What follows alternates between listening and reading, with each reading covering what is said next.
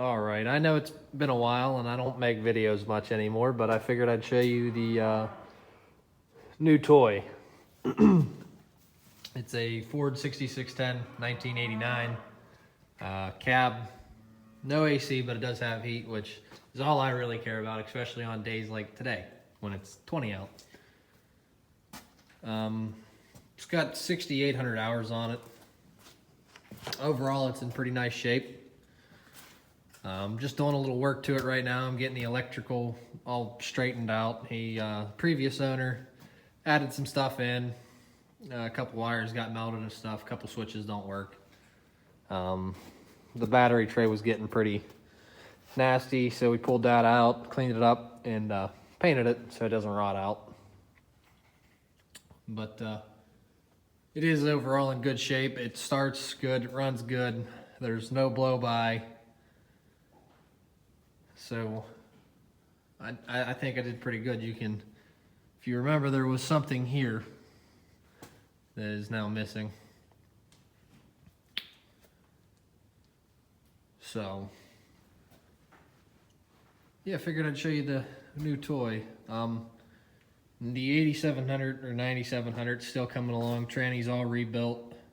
Just waiting on nicer weather to put it back on, and then I can put the engine back on and start reassembling. And then I'm gonna wire wheel it all down to the orange that you can see, and paint it, and then put the cab on it. It's a slow moving project, very expensive. 10 out of 10, would not recommend doing ever again. But this thing really isn't that bad. It does need some dual power work. It slips when it gets warm. So I'm gonna get some splitting stands made and get it rolled apart and check out the clutches and put all new seals and O-rings in it, and hopefully we're good. Hopefully it's not, because this is an electric shifted dual power. It's not like the 9700 where it's mechanical. So there's a coil down on the valve. If that coil goes bad, it's not available. And they used to have OEM housings for sale, the whole thing, which was like $700, and they're not available anymore either. So if that coil's bad and I can't get it or locate something that would work, I think what I'm going to do is take the spare parts from the 9700 cab or the 9700 flat platform and make it a mechanical shifted dual power. What I mean by that is this just has a lever to shift it up and down, where instead of this lever being here, there's a wire going in and there's just a coil, but the valve, how it bolts on and everything is the same. But we got her ripped apart fixing the fire hazard.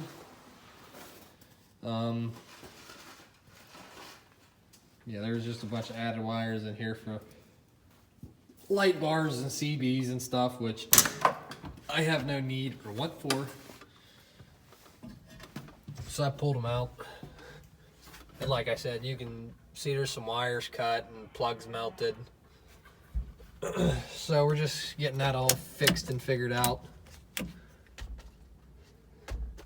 But interior wise, the cab's not in bad shape. The headliner's still intact and everything. So, and yeah, I lost my train of thought. It's in good shape in the cab. I got new clips for the dash here because these were all broke. Ordered them, I have those. I'm waiting on my service manual for the wiring schematic so I can trace all this out and get it fixed and get everything working like it should. There's a lot more wiring in this compared to the Q cab for the 97. So this tractor is pre-wired for every option basically. It's pre-wired for four-wheel drive and every other little thing you could think of. The biggest problem with it, and it's a problem with all these Super Q cabs, is they rot out. And the reason being is there's foam in these pillars. So it traps all the moisture and they sit and rot. Shouldn't be too hard to fix.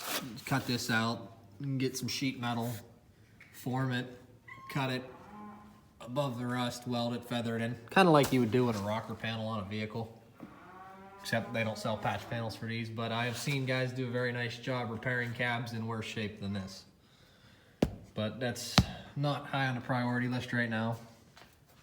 It's got new tires on it.